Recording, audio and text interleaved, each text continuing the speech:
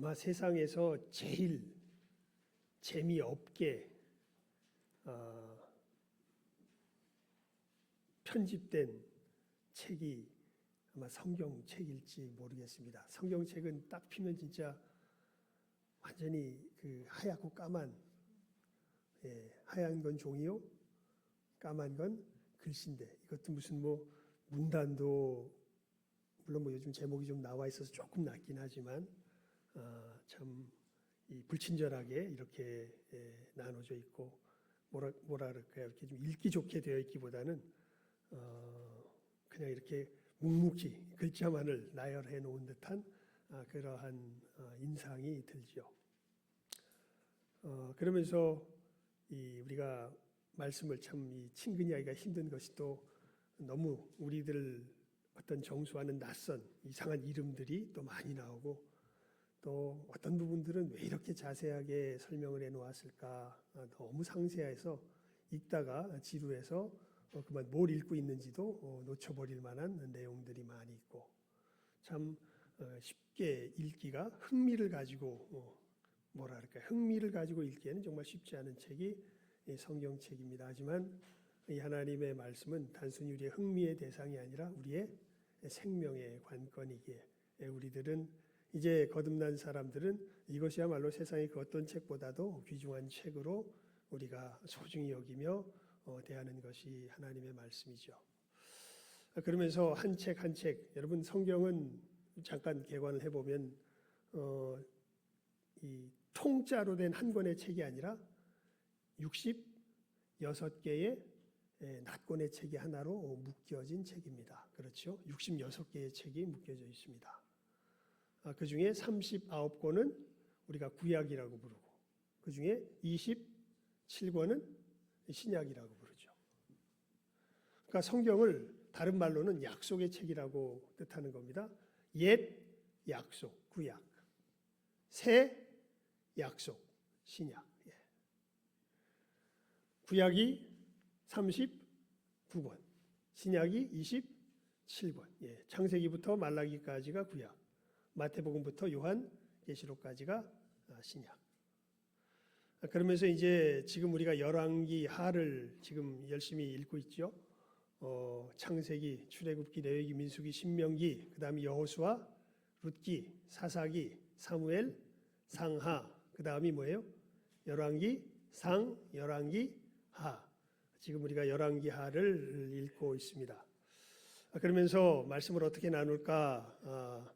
처음에는 작년에 이것을 생각하며 처음에 생각했을 때는 히브리서의 말씀을 중점적으로 나누면서 성경을 읽어야 되겠다라고 생각을 처음엔 했었는데, 가만히 보니까 이거는 우리 성도들에게 너무 가혹한 짐이 될 것 같습니다. 그렇게 읽기에는 쉽지 않은 것 같아서 우리 김동진 목사님이 이야기했던 그것이 맞겠다 싶어서 성경 자체의 내용들을 어떻게 읽어가는 과정 속에서 우리가 정리하며 어떻게 보면 그 중심되는 메시지를 살피는, 우리가 이런 방식으로 하나님의 말씀을 살피는 게 좋겠다, 이런 생각이 들었습니다.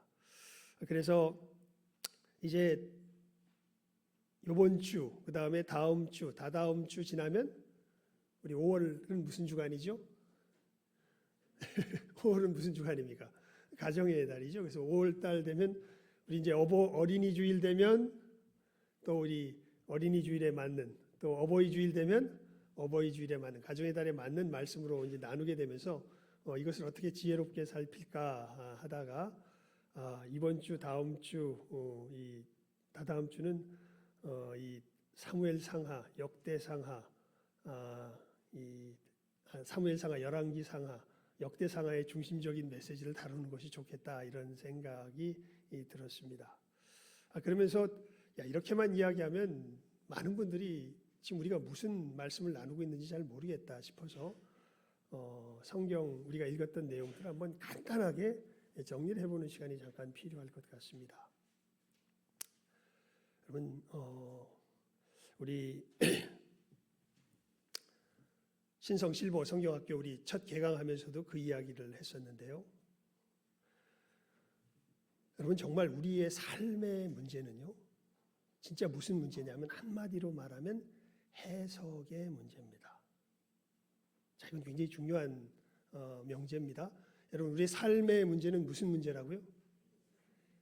네, 좀 어렵지만 일단 따라해보세요. 무슨 문제라고요?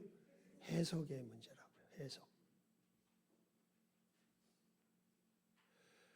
어떤 일이 벌어져요. 벌어진 사실도 중요한데 사실은 더 중요한 것은 그 벌어진 일에 담겨져 있는 의미가 훨씬 더 중요합니다. 그 의미가 무엇인지에 대하여서 우리가 느끼면서 그 속에서 우리들의 의미를 찾아가며 살아가는 것이 우리의 인생이기 때문에 정말 삶의 문제는 해석의 문제가 됩니다. 그래서 내 삶에 벌어진 이 일이 어떤 의미를 가지고 있는지 그 바른 해석을 아는 것이야말로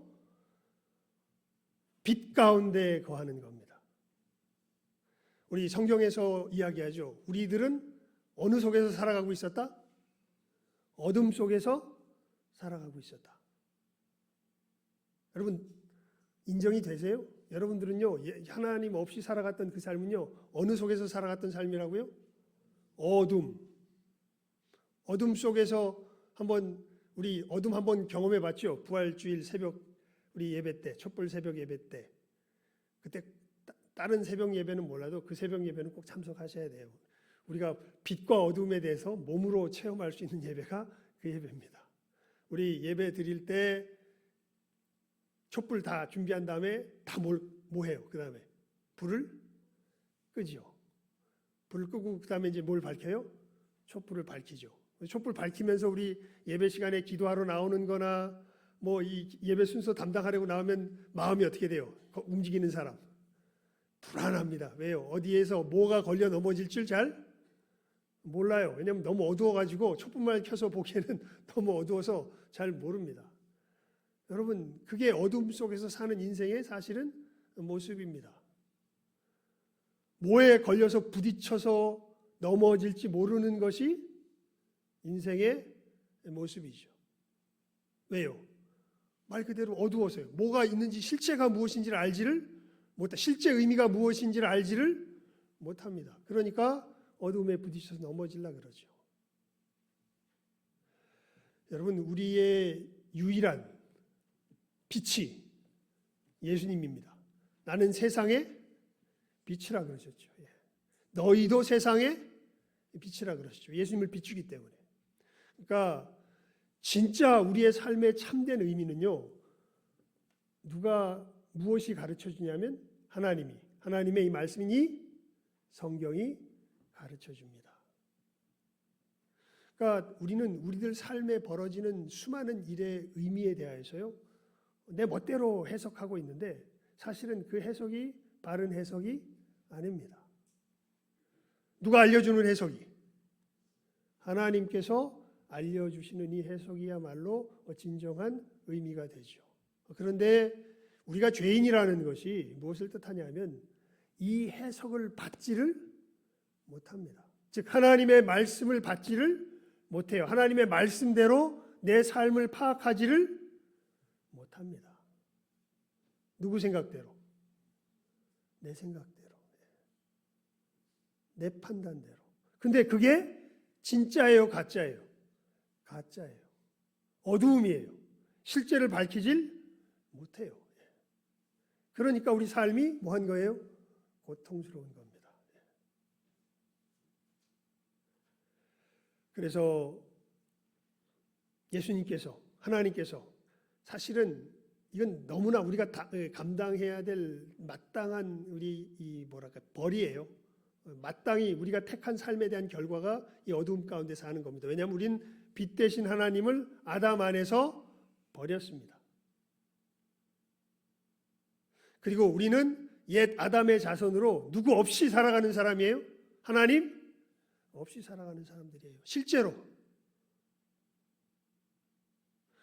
그것이 낙원에서 쫓겨난, 진짜 살 곳에서 쫓겨난 인간들의 모습이죠.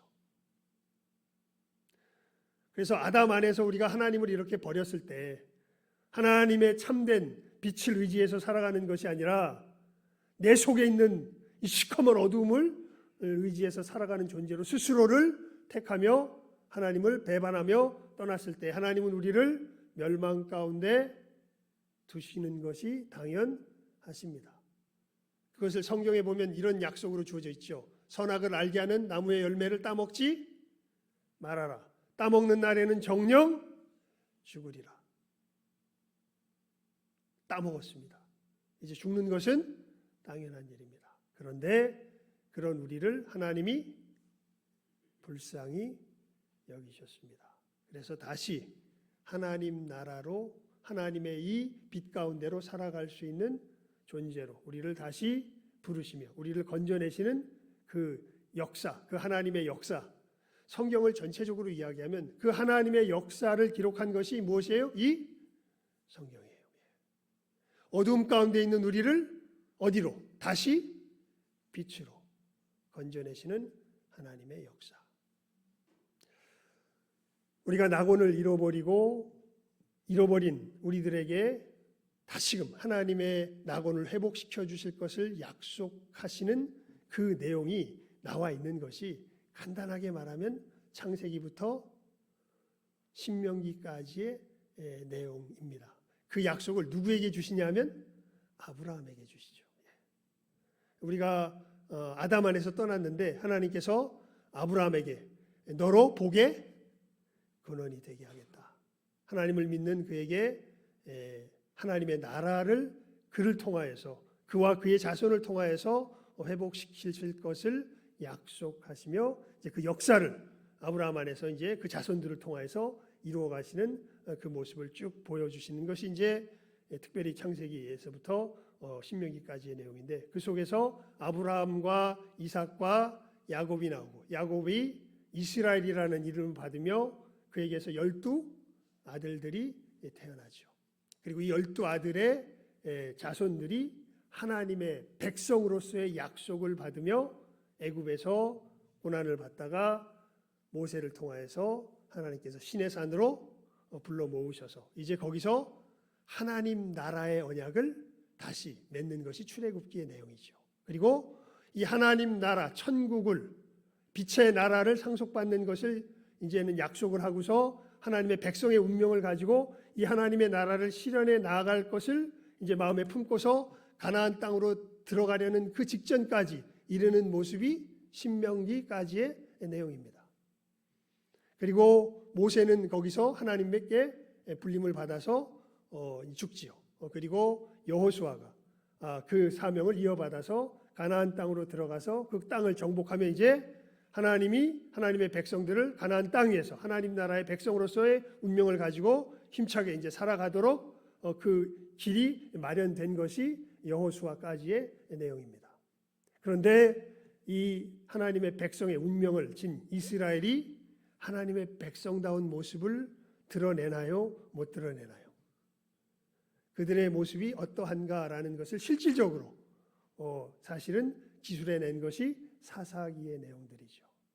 사사기의 내용을 보니까 아니 애굽에서 출애굽하여서 광야를 지나며 이제 가나안 땅에 들어갔을 때 가나안 땅에 들어갈 때 이 이스라엘 백성들의 모습을 보면 하나님 나라의 백성으로서의 기본적인 어떤 모습들을 갖추고 있는 것 같은데 완벽하게 만개한 모습은 아니지만 신기하게도 가나안 땅에 들어가서 그 모습이 찬란하게 꽃을 피는 것이 아니라 벌레 먹고 다 썩어 들어가는 모습을 보게 되죠.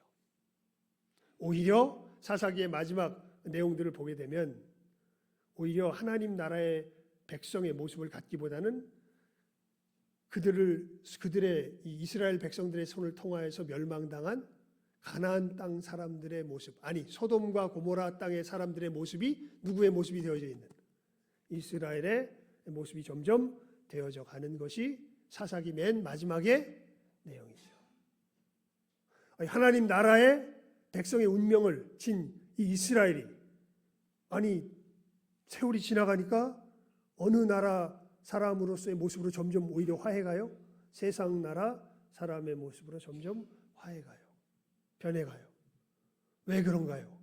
그러면서 하나님께서 거기에서 굉장히 중요한 교훈을 주십니다. 그들에게 누가 없으므로? 왕이 없으므로.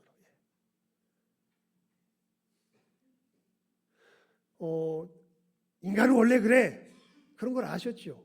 그런 인간을 하나님께서 하나님 나라의 백성으로 부르셨고 그들이 하나님 나라의 백성이 되는데 이들에게 누가 필요하다? 왕이 필요하다. 그리고 그 왕의 표상으로 하나님께서 주시는 사람이 누구예요? 다윗이죠. 다윗. 그리고 다윗도 진짜 왕은 아니었죠. 나중에 후에 다윗의 자손이 나와서 그가 진정한 하나님의 나라를 영원토록 세울 것을 하나님께서 다윗에게 약속하신 것을 우리가 사무엘하 7장에서 보면 뒤에 이제 하나님께서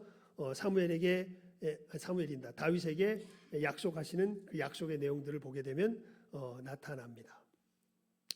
네, 그 진정한 왕의 가장 가까운 근사치의 모습으로 하나님께서 소개해 주는 사람이 누구냐면 다윗이에요. 그래서 사무엘 상하는 가만히 보면 누구에 대한 이야기냐면 한마디로 이 하나님의 약속을 이룰 왕 다윗에 대한 이야기가 사실은 사무엘 상하의 전체적인 이야기로 보면 됩니다. 그래서 여러 가지 중요하게 살펴볼 내용이 많지만 그 중에서 우리가 잊지 말고 사무엘 상하를 보면서 가야 할 것은 다윗의 다윗됨, 하나님의 나라의 왕으로서 서는 이 다윗의 다윗됨의 가장 뭐랄까요, 변하지 말아야 할 특징적인 모습이 무엇인가 하는 것을 보게 될 때 다른 여러 가지가 있지만 제가 이 말씀을 읽으면서 여러분과 함께 나누고 싶은 것은 이 7장 1절 2절 말씀의 내용입니다. 우리 7장 1절과 2절 말씀 우리 함께 읽어보도록 하겠습니다. 7장 1절과 2절입니다. 시작.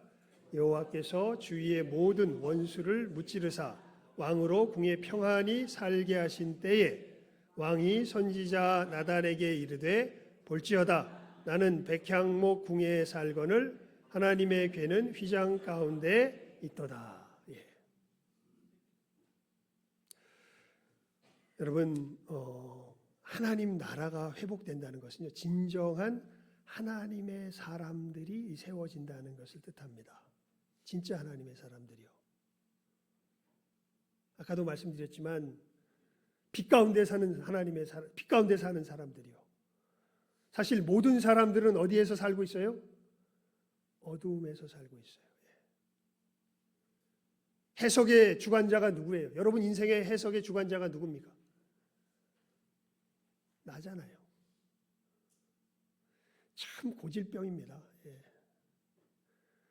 내가 해석해서 살 수 없는 것을 모든 인류가 증명하는데 한 명도 영원히 사는 사람이 없잖아요. 여러분 죽음이 절대 우리에게 당연한 것이 아닌 것은 우리가 양심으로 압니다. 여러분 죽고 싶으세요? 죽고 싶지 않죠. 그런데 우리는 어떻게 돼요? 죽어요. 가만히 살면 안 죽으려고 사는데 그러잖아요. 왜 살아요? 가만히 보세요. 왜 살아요? 안 죽으려고 살아요. 가만히 보면. 왜 먹어요? 안 죽으려고. 근데 우리는 안 죽을 수 없습니다. 우리는 죽습니다. 병 걸리고 싶은 사람 있어요? 없어요. 그런데 병에 걸려요. 그래서 의사 얘기를 들어보면 야, 내가 어둠 가운데서 살았구나. 이런 거 하면 안 되는데 이런 거 막 하고 살았구나.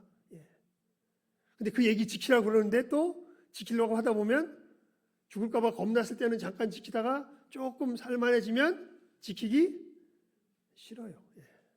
뭐 먹지 말라는데 그 맛있는 거 안 먹고 차라리 죽느니 조금 살만하면 먹고 죽겠다 이러고 또 아프면 어떻게 돼요? 아이고 그럼 또 내가 뭘 해야 되나 이러고 참 모순적인 존재가 우리들입니다. 그러면서도 이게 내 해석대로 세상이 펼쳐지지 않는다는 걸 알면서도 정말 두려운 분이 계시다는 것을 그런 상황들이 느끼면서도 그 앞에 무릎 꿇을 생각을 전혀 하지 않는 것이 우리들이죠. 진짜 하나님의 백성은요, 그 앞에 진실하게 무릎 꿇어 살아가는 사람들이 기쁨으로. 그것도 여러분 진리 앞에 무릎 꿇는 것은 부끄러운 일입니까? 영광스러운 일입니까? 거짓 앞에 무릎 꿇는 것은 부끄러운 일이에요. 힘 앞에 무릎 꿇는 것은 거짓인데 힘 앞에 무릎 꿇는 것은 부끄러운 일이에요. 하지만 내가 죽더라도, 그래서 루터가 찬송했죠.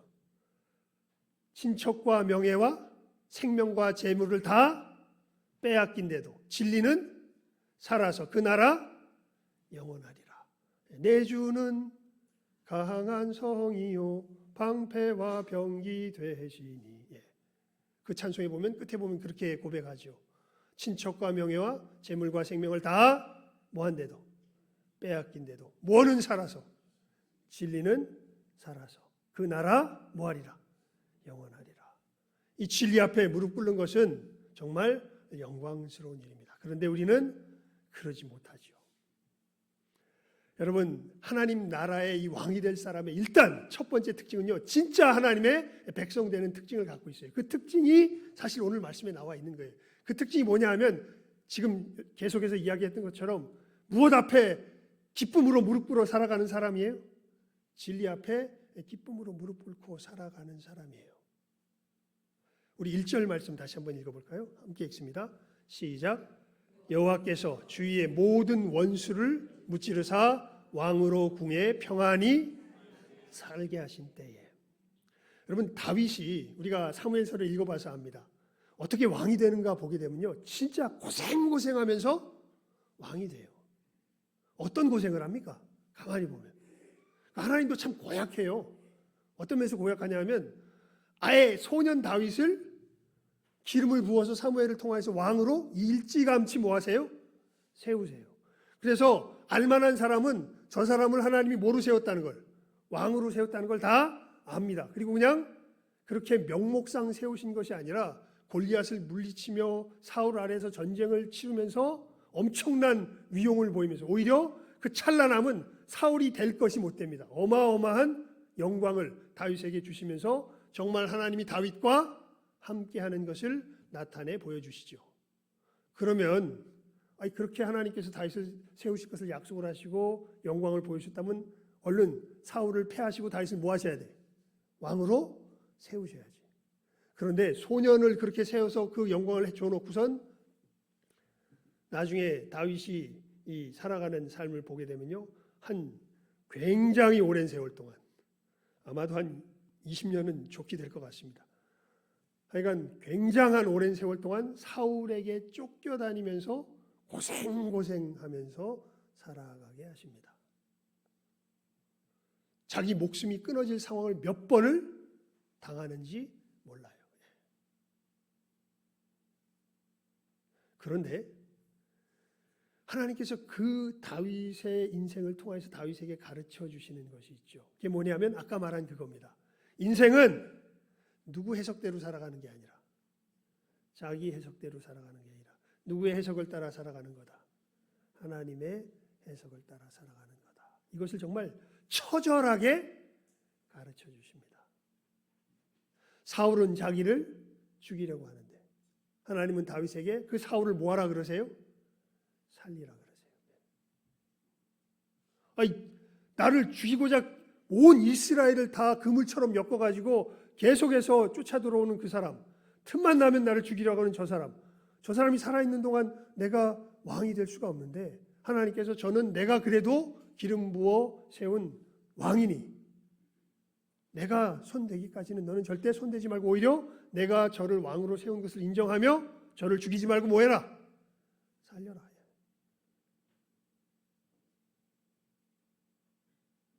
그러면서 이러한 억울함 속에서 자기가 정말 하나님 앞에서 무던히 애를 쓰며 살아가는데 그런 이 다윗을 또 억울하게 몰아붙이는 수많은 힘에 눌려가지고 힘에 아부하면서 사울에게 아부하면서 다윗을 괴롭히는 수많은 사람도 있습니다. 정말 어느 순간에는 다윗을 너무나 심하게 모욕하기 때문에 나발 같은 사람이 그런 사람이죠. 다윗이 그만 참지 못하고 뚜껑이 열려가지고 이 나발을 뭐 하려고 그래요? 죽이려고 그러죠. 네가 살아있으면 내가 하나님 앞에 벌을 받을 거다 이러면서 하나님의 이름으로 맹세하면서 가서 죽이려고 그러잖아요. 그랬더니 하나님이 누구를 보내세요? 그 나발의 아내 아비가일을 보내시면서 당신은 여호와의 전쟁을 하시는 사람이라고. 이렇게 하면 안 된다고. 그래서 또 그 순간에 참죠. 여러분 7장 1절에 보면요, 여호와께서 주의 모든 원수를 무찌르사.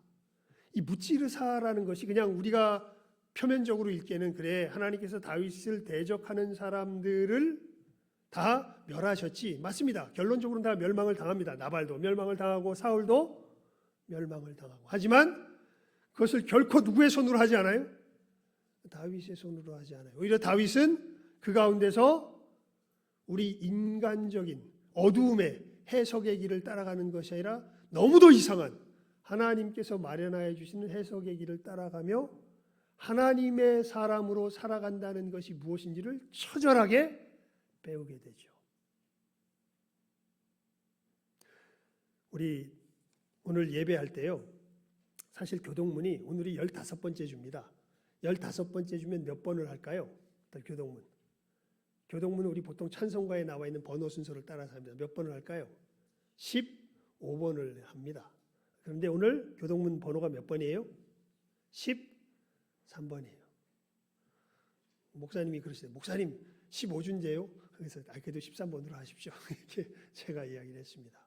왜요? 오늘 한번 교동문을 한번 보십시다. 성경은 찾기 힘들어도 교동문은 금방 볼 수 있겠죠? 우리 함께 우리 처음에 6절만 한번 같이 읽어볼까요? 함께 읽습니다. 시작. 여호와는 나의 목자시니 내게 부족함이 없으리로다. 그가 나를 푸른 풀밭에 누이시며 쉴만한 물가로 인도하시는도다. 내 영혼을 소생시키시고 자기 이름을 위하여 의의 길로 인도하시는도다. 아멘. 거기까지. 여러분 다윗의 이 시편 23편은 아마 인생을 상당히 살아간 후에 지었을 것으로 생각이 됩니다. 근데 우리가 사무엘서는 이제 다 읽었으니까 알죠. 여러분 다윗의 인생이 푸른 초장과 쉴만한 물가 위의 그 평안한 삶입니까? 제가 우리 성도들이 이렇게 보면서요, 참 정말 믿음으로 살아가되 고생하며 살아가는구나라는 여러 사람들 보는데요, 제가 보는 어떤 사람도 다윗만큼 고생한 사람은 아직 못 봤습니다. 그러니까 여러분 고생한다고 생각하면 성경 펴서 누구 보면 돼요? 다윗을 한번 읽어보세요. 그러면 이건 뭣도 아니구나. 내가 하는 건 뭣도 아니구나. 고생도 아니구나라는 걸 아마 뼈저리게 느낄 수 있을 겁니다. 그런데 다윗은 자기의 그 삶을 뭐라고 표현하냐면 푸른 초장과 쉴만한 물가라고 이야기해요. 미친 거 아닙니까? 아니 이 인생이 어떻게 푸른 초장이요? 이 인생이 어떻게 쉴만한 물가야? 성경에 적어야 되니까 억지로 쓴 거 아니야? 아닙니다. 그냥 자기 가슴에서 울려 나와서 한 이야기가 시편 23편입니다. 왜 푸른 풀밭 쉴만한 물가라고 이야기하냐면요, 이 5번째, 6번째 줄에 그 의미가 나와요. 그거 한번 읽어볼까요? 5번째, 6번째 시작. 내 영혼을 소생시키시고 자기 이름을 위하여 의의 길로 인도하시는도다. 다윗은 자기 인생이 편안했다라는 뜻이 아닙니다. 자기 인생이 어느 길로 인도받았다는 걸 알아요? 의의 길로 인도받았다는 걸 아는 겁니다. 그 뒤에도 한번 읽어볼까요? 내가 사망의 거기 시작. 내가 사망의 음침한 골짜기로 다닐지라도 해를 두려워하지 않을 것은 주께서 나와 함께 하심이라. 주의 지팡이와 막대기가 나를 안위하시나이다. 주께서 내 원수의 목전에서 내게 상을 차려주시고 기름을 내 머리에 부으셨으니 내 잔이 넘치나이다. 내 평생의 선하심과 인자하심이 반드시 나를 따르리니 내가 여호와의 집에 영원히 살리로다. 아멘. 다윗이 무엇을 푸른 풀밭 쉴만한 물가라고 표현하냐면 다른 것이 아니라 그러한 극한의 상황 속에서 하나님의 길을 따라 살아갈 수 있도록 자기를 인도하신 그 하나님의 인도하심을 바라볼 때에 그게 정말 사망의 음침한 골짜기였죠. 왜냐하면 극한의 상황이 닥치면 누구의 말씀을 따르기 힘들어져요? 하나님의 말씀을 따르기 힘들어져요. 그런데 하나님이 지팡이와 막대기로, 아비가일 같은 지팡이와 또 사울 같은 막대기로 하나님께서 자기의 삶을 인도하시면서 의의 길에 거하도록 붙들어 주시는 거죠. 그 위기의 순간에 오히려 내가 엉뚱한 길을 걸어가는 것 아니라 하나님의 진리의 길을 걸어가도록, 마귀의 모든 어두움 속에 거하도록. 그러니까 어두움 속에 거하는 게 아까도 말씀드렸죠. 누구 해석대로 살아가는 거예요? 자기 해석대로 살아가는 거예요. 저 나발 나를 모욕해 저놈을 죽이리라. 누구 해석대로 살아가는 거예요? 자기 해석대로 살아가는 거예요. 아비가일을 통해서 하나님의 싸움을 하시는 사람이 아닙니까? 이 길을 가면 어떡하십니까? 주의 지팡이와 막대기가 나를 안위하시나이다. 여러분,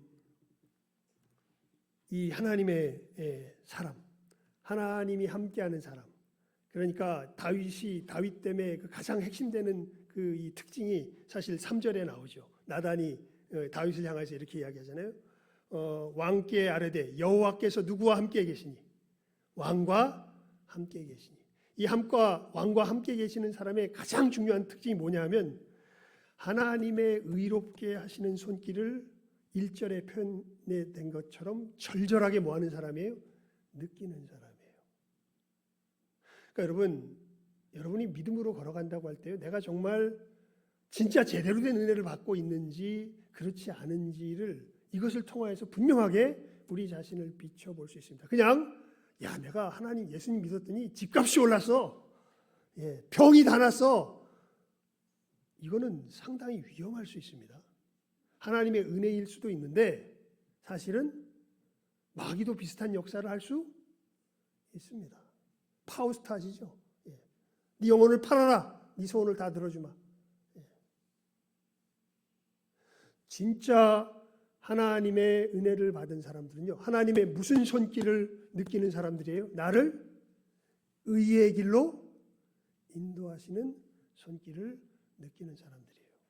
이 의의 길을 걸어가면 정말 걸어갈 때는 정말 고통스럽고 힘들고 어려운데 걷고 나니까 주변이 어떻게 돼 있어요? 원수들이 다 멸하여져 있어요. 세상 어둠의 길이 아니죠. 세상 어둠의 길은 사울처럼 자기 손으로 내 이 원수를 뭐 해야 돼요? 죽여야 돼요. 그런데 아무리 나를 죽이려는 원수라 할지라도 하나님께서 그에게 주신 지위와 하나님께서 그에게 주신 모든 권리들을 진실하게 인정하며 존중하며 걸어가는 길을 끝까지 정말 자기 생명이 경각에 달린 그 순간에도 걷게 하시는 하나님의 손길, 그거 정말 다윗에게도 어둠이 막 순간순간 임하죠. 물리치고 나도 누구처럼 세상 사람처럼 그렇게 살고 싶어 하는데 하나님께서 그때마다 그를 붙들어 주시며 아니다, 너는 그 길을 걸어가는 것이 아니다.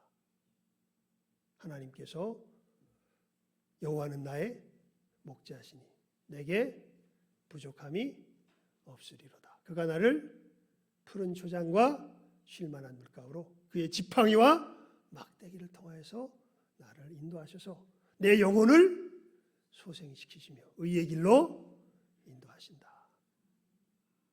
이것을 절절하게 느끼는 거죠.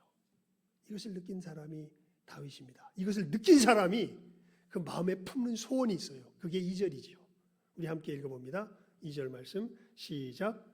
왕이 선지자 나단에게 이르되 볼지어다 나는 백향목 궁에 살거늘 하나님의 궤는 휘장 가운데 있도다. 여러분, 이 하나님의 은혜를 제대로 받은 사람들은요, 이 유일한 소망을 갖게 됩니다. 누가 거할 집을 짓고 싶다. 누가 거하실 집을 짓고 싶다. 하나님이 거하실 집을 짓고 싶다.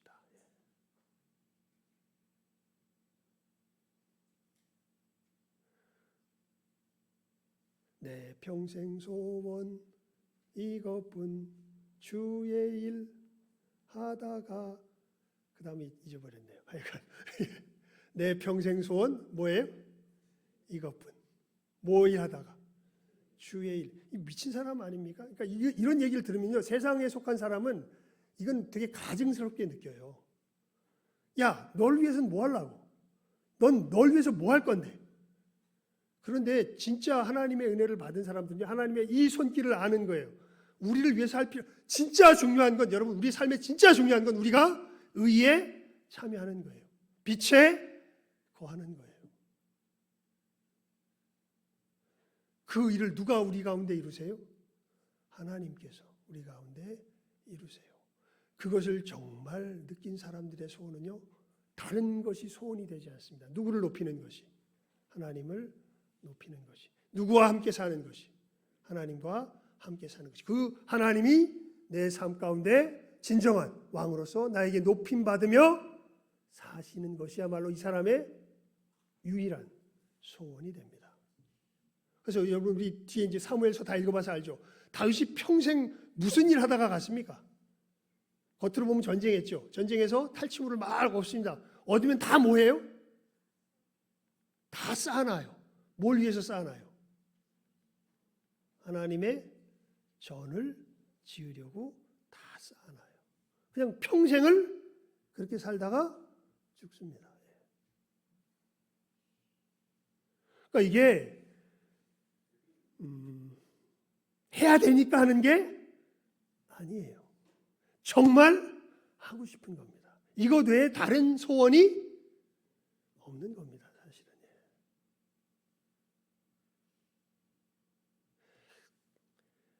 우리 시편 17편 14절 15절 한번 읽어볼까요? 시편 17편 14절 15절입니다.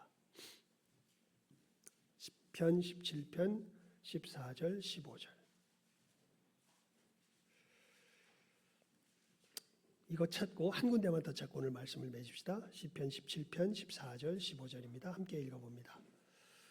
시편은 사무엘 하에서 멀지 않습니다. 한 꼬집만 이렇게 집어서 넘기면 비슷하게 나와 있습니다. 17편 14절 15절입니다. 다윗의 기도지요. 함께 읽습니다. 시작. 여호와여, 이 세상에 살아 있는 동안 그들의 분깃을 받은 사람들에게서 주의 손으로 나를 구하소서. 그들은 주의 제물로 배를 채우고 자녀로 만족하고 그들의 남은 산업을 그들의 어린 아이들에게 물려주는 자니이다. 나는 의로운 중에 주의 얼굴을 배우리니 깰 때에 주의 형상으로 만족하리이다. 아멘. 다윗의 소원이죠. 하나님, 저는 절대 세상 사람의 이 정신에 휩싸여서 어두움 가운데 살지 않게 해주세요. 하나님, 제 소망은요, 제 자식이 잘 되는 것도 아니에요. 여러분, 진짜 좋은 소망은 이겁니다. 이것이 이루어질 때 나머지는 예수님이 약속하시죠. 너희는 먼저 그의 나라와 그의 의를 구하라. 그리하면 이 모든 것을 너희에게 더하시리라. 다른 것이 아니라 의로운 중에 주의 얼굴을 배우리니 깰 때에 주의 형상으로 만족하리이다. 이것이 무슨 얘기인가? 신약에서 확실하게 드러납니다. 이 얘기를 읽고 오늘 말씀을 마무리하도록 할 텐데요. 우리 에베소서 2장 20절에서 22절까지 말씀 읽어봅니다. 에베소서 2장 20절에서 22절입니다. 에베소서 신약 성경입니다. 에베소서 2장 20절에서 22절. 에베소서 2장 20절에서 22절입니다. 함께 읽습니다. 에베소서 2장 20절에서 22절.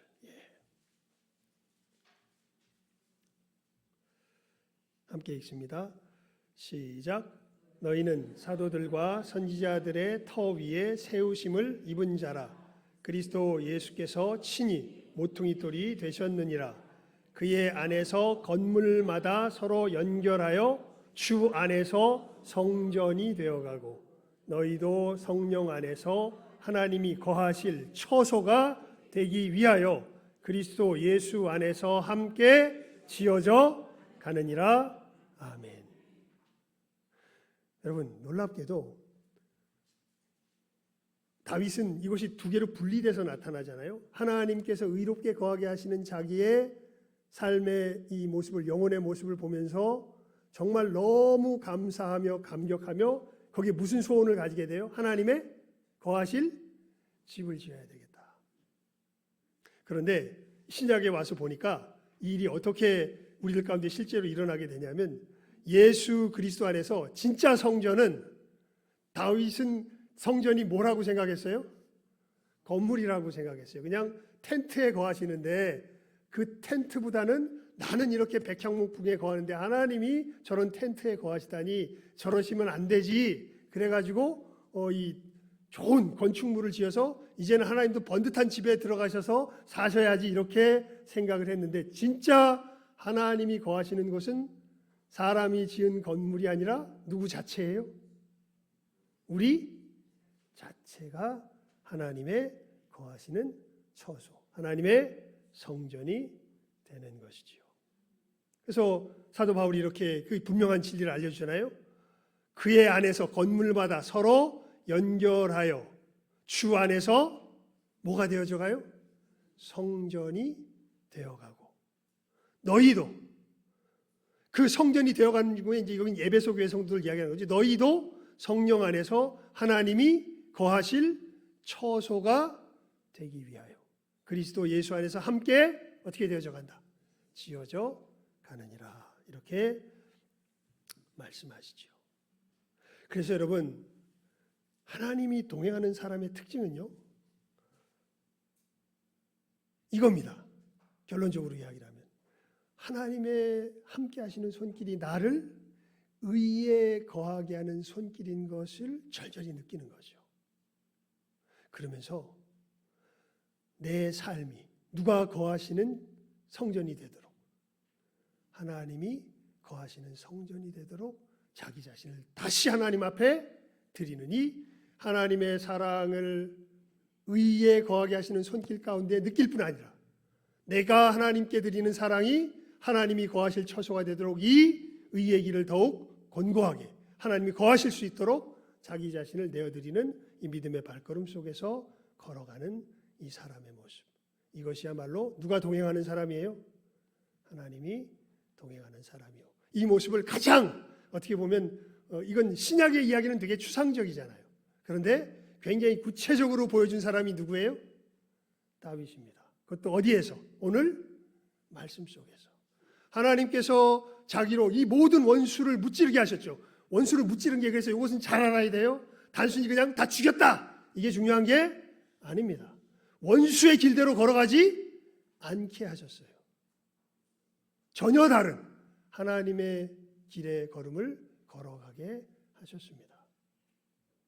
그러면서 그렇게 걸어가는 것이 얼마나 귀한 것인 줄, 그 하나님이 얼마나 소중한지를 알았기 때문에 자기 삶에서 그 하나님을 높이는 것 외에 다른 소원이 없어진 거예요. 이게 얼마나 귀한 줄 알아서.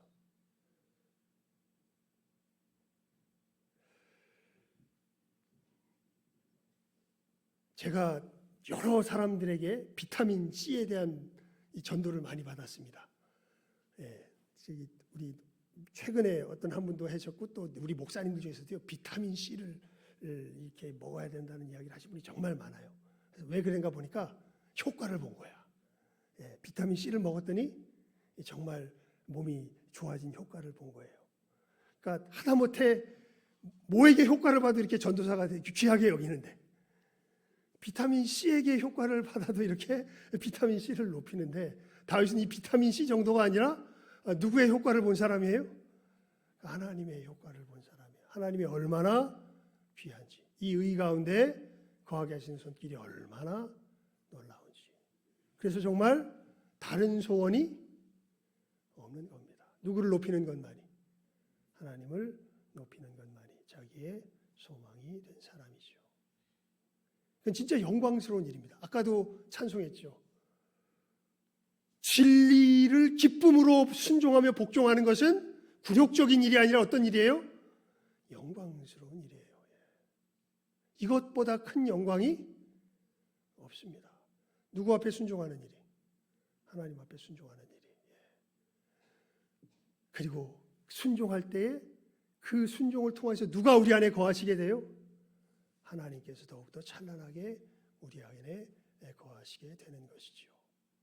그것으로 하나님에 대한 사랑을 내가 하나님 앞에 드리고 그 의 가운데 거하게 하시는 손길로서 하나님이 내게 사랑을 베풀어 주시고 이렇게 하나님의 사랑을 받고 내가 하나님께 사랑으로 영광을 돌리고 이것이야말로 누가 동행하는 하나님이 동행하는 사람의 진정한 특징이 되는 것이죠. 여러분 우리의 표대를 분명하게 세우고 믿음의 길을 걸어가시기 바랍니다. 많은 사람이 흔들려요. 하나님을 자꾸만 자기가 원하는 결과를 얻어내기 위한 수단으로 우상으로 삼으려고 합니다. 아닙니다. 하나님은 우리의 어떻게 보면 기림과 동시에 목적이 되십니다. 그 하나님을 높이는 것이야말로 진정한 신앙의 걸음이 되는 것이죠. 여러분의 삶 속에서 이것을 잘 깨달아 하실 수 있길 바라요. 하나님은 나로 어디에 거하기를 원하신다? 의에 거하기를 원하신다. 그 길로 나를 인도하신다라는 것 분명하게 깨달아 하시고 이 하나님의 사랑을 제대로 받으며 이 하나님께 제대로 된 사랑을 참으로 드리는 이 시간 함께하는 우리 모든 귀한 영혼들 다 되실 수 있기를 주님의 이름으로 축원을 드립니다. 기도하겠습니다. 하나님 아버지, 저희들 다윗을 통하여서 정말 하나님이 함께하는 그 사람의 참된 특징이 무엇인가?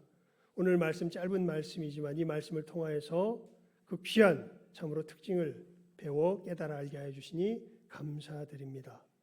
참으로 원수를 무찌르게 하시는 하나님의 그 손길, 우리로 죄가 아니라 의에 거하게 하시는 그 하나님의 손길을 절절하게 느끼며 이것이야말로 내 삶 가운데 가장 소중한 것임을 깨달아 알며 이 하나님이 거하실 집을 참으로 내 안에 짓기 소원하며 내 주변에 참으로 내 세계에 짓기 원하며 하나님을 사랑하며 나아가는 이 진정한 신앙의 길을 우리들도 다윗과 같이 걸을 수 있도록 예수께서 오셔서 우리를 새로운 피조물 되게 하셨음을 저희들 다시 한번 분명하게 깨달아 알게 하여 주시고 하나님 참으로 이 너무도 중요한 진리가 우리 한 사람 한 사람 마음속에 분명한 참으로 구체적인 삶으로서 다가갈 수 있도록 성령이여 지금 이 시간 이 말씀 속에 역사하여 주시기를 간절히 바라옵고 소원하옵고 간구하오며 모든 것 예수님의 이름으로 기도드리옵나이다.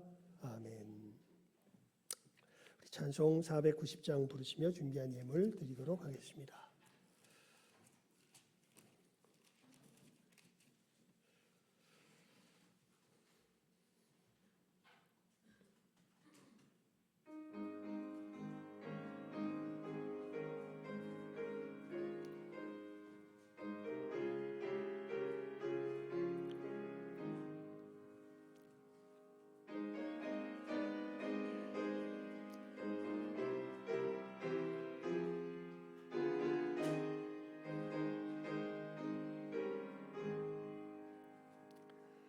주여 지난 밤 내 꿈에 배었으니 그 꿈 이루어 주옵소서.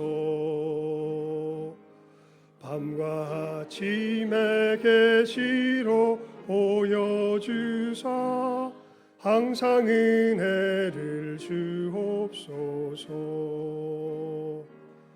나의 놀라운 꿈 정녕 나 믿기는 장차 큰 은혜 받을 편이 나의 놀라운 꿈 정녕 이루어져 주님 얼굴을 배우리라.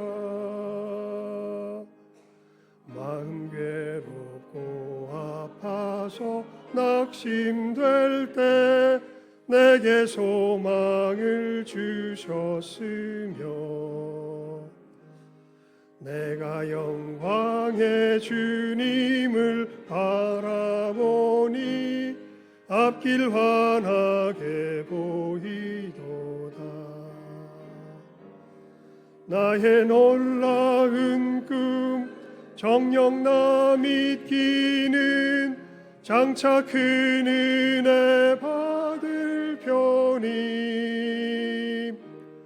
나의 놀라운 꿈 정녕 이루어져 주님 얼굴을 배우리라. 세상 풍조는 나날이 가나여도 나는 내 믿음 지키리니. 인생 살다가 죽음이 금 같으나 오직 내 꿈은 참되리라. 나의 놀라운 꿈 정녕 나 믿기는 장차 큰 은혜 받을 편이. 나의 놀라운 꿈 정녕 이루어져 주님 얼굴을 배우리라.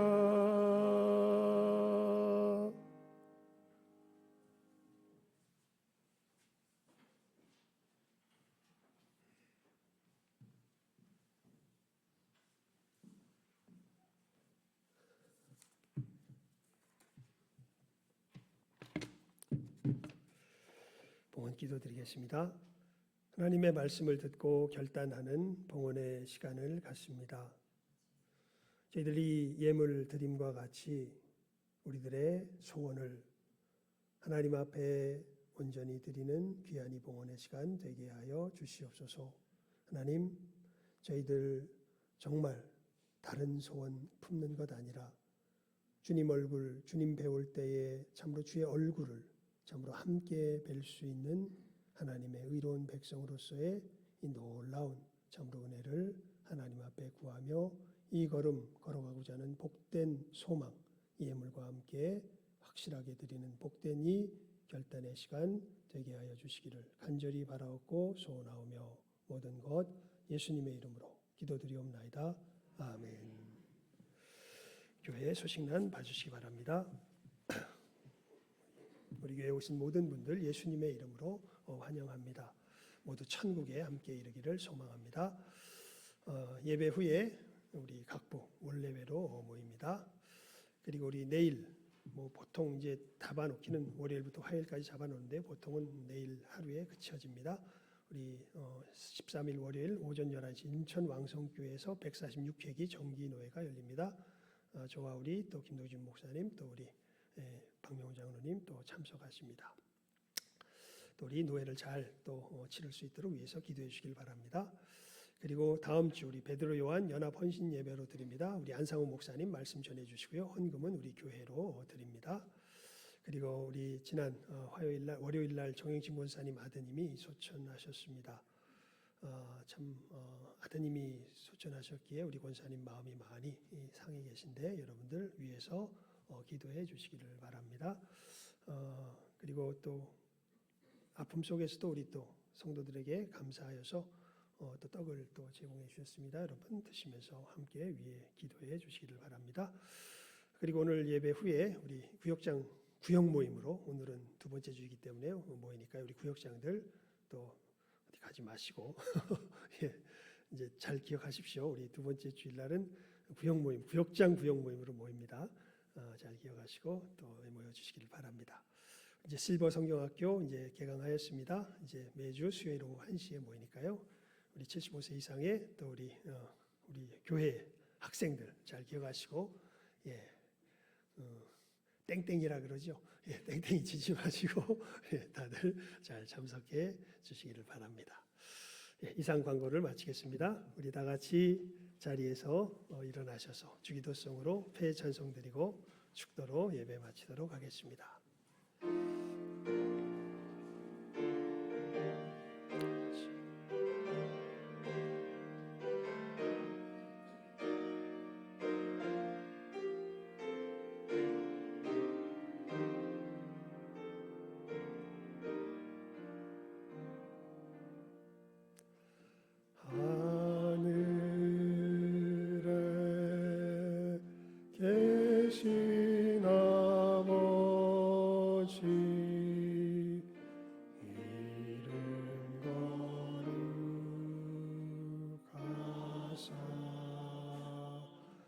주님 나라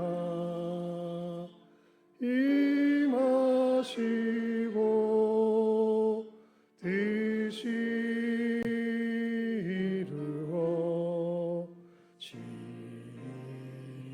이루어지이다. 일용할 양식 주시고 우리들의 큰 죄 다 용서하옵시며 또 시험에 들게 마시고 악에서 구원하소서. 내게 주의 나라 주의 권세 주의 영광 영원히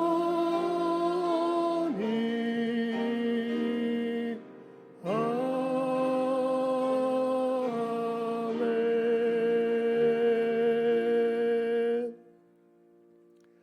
지금은 우리 주 예수 그리스도의 은혜와 아버지 하나님의 사랑하심과 성령님 감화 감동 교통하심이 정말 하나님께서 우리를 그 의에 참으로 거하게 하시는 손길로 인도하심을 내 삶 속에서 절절히 깨달아 알며 참으로 그 손길 감사하며 내 몸이 내 삶이 하나님이 거하시는 전이 되도록 분투하며 애쓰기로 참으로 결심하는 모든 귀한 영혼들 위해와 이 시간 함께 하나님 앞에 머리 숙인 모든 복된 영혼들 위해 이제로부터 함께 있을지어다. 아멘.